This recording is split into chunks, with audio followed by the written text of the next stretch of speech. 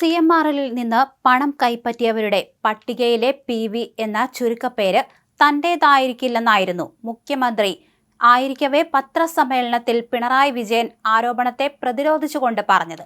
ഈ നാട്ടിൽ എത്രയോ PVമാരുണ്ടായിരുന്നു എന്നായിരുന്നു അദ്ദേഹത്തിന്റെ വാക്കുകൾ.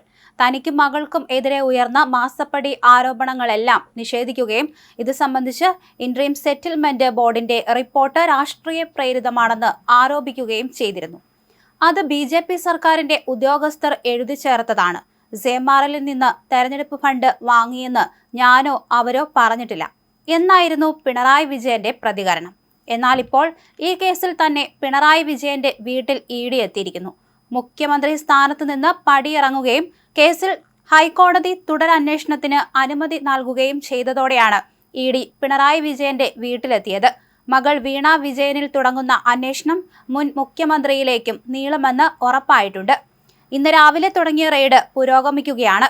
പ്രതിപക്ഷ നേതാവുമായ പിണറായി വിജയന്റെയും മരുമകനും മുൻ മന്ത്രിയുമായ മുഹമ്മദ് റിയാസിന്റെയും വീടുകളിലാണ് എൻഫോഴ്സ്മെന്റ് ഡയറക്ടറേറ്റ് റെയ്ഡ് നടത്തുന്നത്. എക്സാലോജിക് CMRL ഇടപാടുമായി ബന്ധപ്പെട്ടാണ് റെയ്ഡ്. എന്തായാലും വീണയെ ചോദ്യം ചെയ്യുകയാണ്. പിണറായി വിജയനെയും ചോദ്യം ചെയ്തിട്ടുണ്ട്. പിണറായി വിജയനും മകൾ വീണ വിജയനും ഉൾപ്പെടെയുള്ളവരും ഇവിടെ ഉണ്ടെന്നാണ് സൂചന.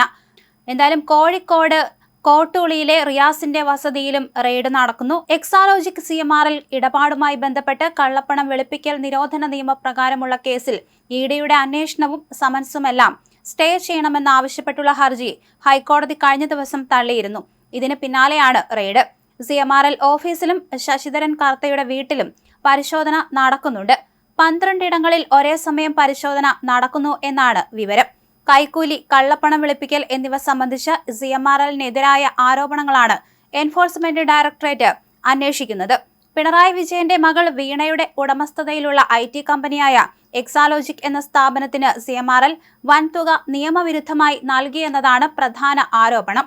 കഴിഞ്ഞ ദിവസമായിരുന്നു CMRL എക്സാലോജിക് കരാറിൽ EDയുടെ അന്വേഷണം തുടരാമെന്ന് ഹൈക്കോടതി നിർദ്ദേശിച്ചത്. ED അന്വേഷണം തടയണം എന്നാവശ്യപ്പെട്ട് CMRL നൽകിയ ഹർജി ഹൈക്കോടതി തള്ളുകയായിരുന്നു. അന്വേഷണം തുടരാൻ അനുവദിക്കണമെന്ന EDയുടെ ആവശ്യം സിംഗിൾ ബെഞ്ച് അംഗീകരിച്ചു.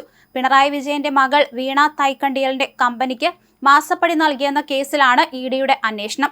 CMRL നിന്ന് എക്സാലോജിക് സൊല്യൂഷൻസ് സേവനം നൽകാതെ 1,72,00,000 രൂപ കൈപ്പറ്റിയെന്ന ആക്ഷേപമാണ് ED അന്വേഷിക്കുന്നത്. സാമ്പത്തിക ഇടപാട് കള്ളപ്പണം വെളുപ്പിക്കൽ നിരോധന നിയമത്തിന്റെ പരിധിയിൽ വരും എന്നാണ് EDയുടെ വാദം.